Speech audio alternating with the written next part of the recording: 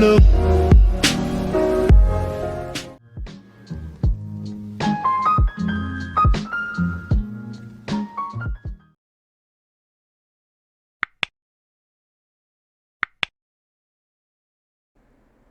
So yan, what's up guys? Kamusta kayo mga katotoy?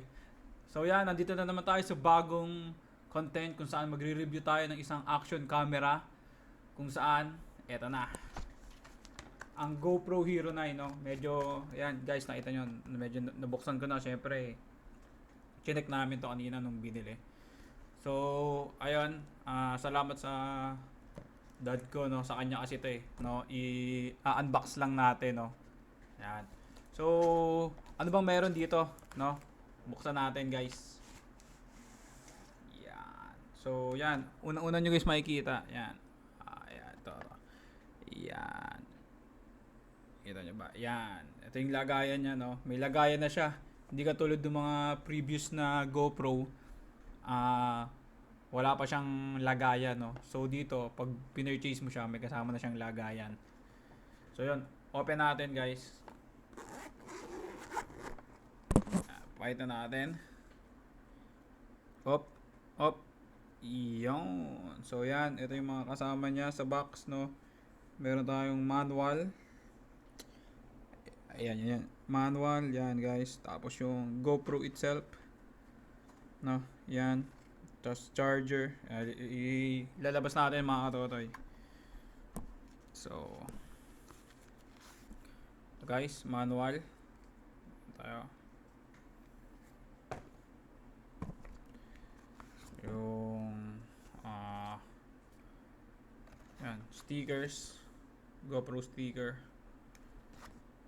So, subscribe GoPro. To, yung kanyang charger cable. Yan, Type C na siya guys, Type C. Ayan, Type C.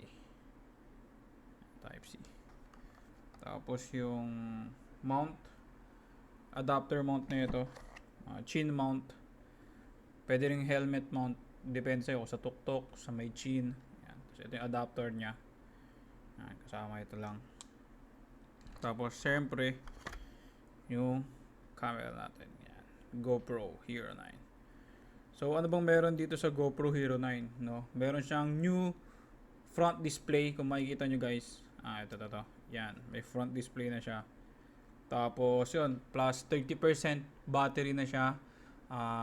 Ang kinagandahan pa dito guys, detachable na yung lens niya. Detachable yan. Tapos waterproof siya. 33 feet, no? Parang nasa 100 meter. 10 meters pala. I'm sorry. 10 meters. So yan. Pero ang alam ko, pwede mo siyang bilhan ng waterproof case para medyo mas humaba pa, no? Yung pagiging waterproof niya. So yan guys, buksan natin, no. Check natin to guys. Tanggalin lang natin tong plastic. Gilid. Yeah. Yan. So yan guys. Yan. Ito yung on off switch niya. Yan. Long press lang natin siya.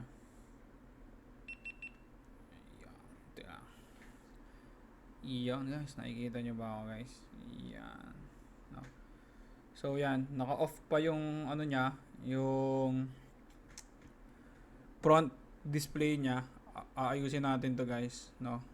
So yun nga pala, yung GoPro Hero 9 nasiset na siya 5K resolution na to.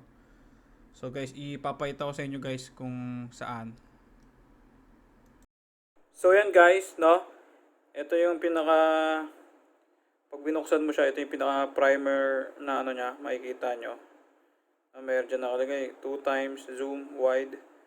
Ito yung anti-shake niya. Hyper smooth, no? Yun nga, yung sa GoPro, naka hyper smooth 3.0 na siya. So, mas maganda na.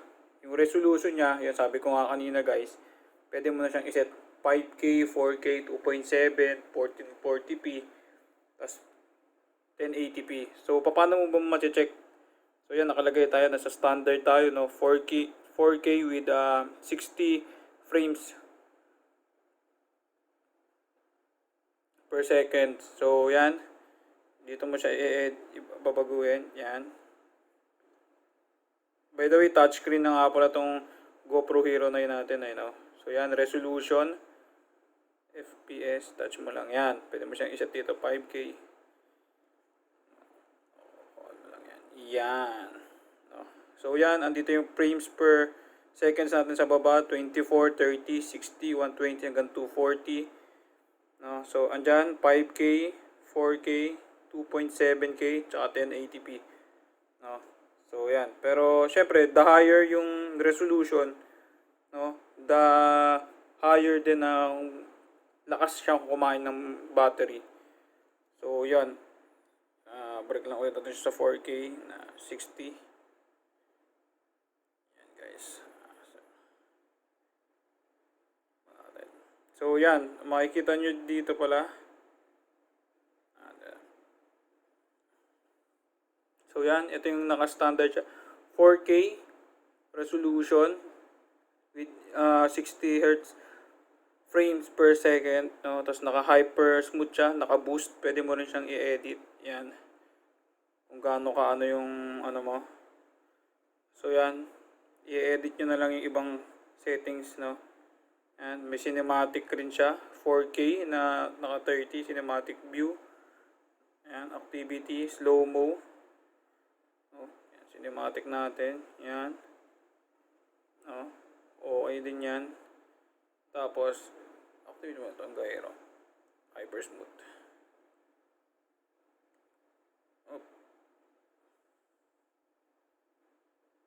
Yan, boost. Yan. So, yan. Makikita nyo sa upper right yung battery indicator nya. No? Tapos sa kabila yung memory nyo. Yan. So guys, pag tinurn mo yan, naka time lapse, video, tsaka saan na ito yung picture, yung photo. So ito, yung camera nya, 20 megapixel na siya. No, mas pinataas siya kumbaga sa dati. Tapos yun nga, guys, yung lens niya, ito. Yan. Napapalitan yan, guys, no. Pwedeng media mode, light mode, pwede mo rin siya lagyan ng ilaw, may display din, no. So nasa sa inyo kung paano niyo siya gagamitin. So sa amin, ginagamit lang naman namin siya. Yan, para sa pagmumotor namin, guys. So, yan. Yung GoPro. Tapos, ano pa bang update dito, no? Yun nga, more screen, no? So, activate natin yung front screen niya. Teka lang.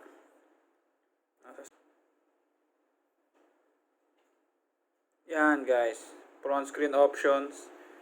Nakawala. Pwedeng timer. Yung shots, kung nakalan. Pwede rin yung half lang. Guys, yan nakikita nyo.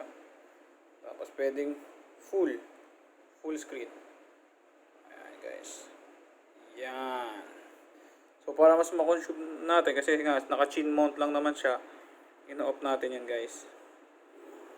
So, yan. Tapos yan, slow-mo. May voice command din nga pala to, guys. Yan. Grid, yan. Lock. So, yan. Hindi ako sanay mag-review, pero yun yung mga basic na kailangan nyo malaman dito sa GoPro Hero 9. So, yun. Ano pa bang mga update dito, guys? Ayun. Yung hyper smooth nya o yung stabilizer nya, no? Naka hyper smooth 3.0 na siya. So, updated na rin from the previous GoPro Hero.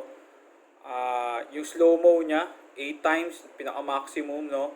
Hanggang sa makarating ka ng 240 frames per second. Yun, kayang-kaya.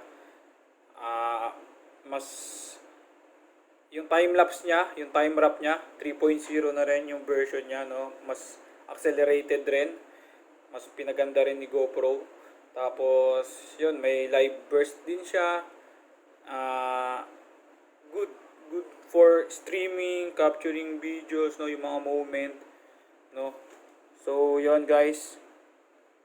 That's it lang for this video, no.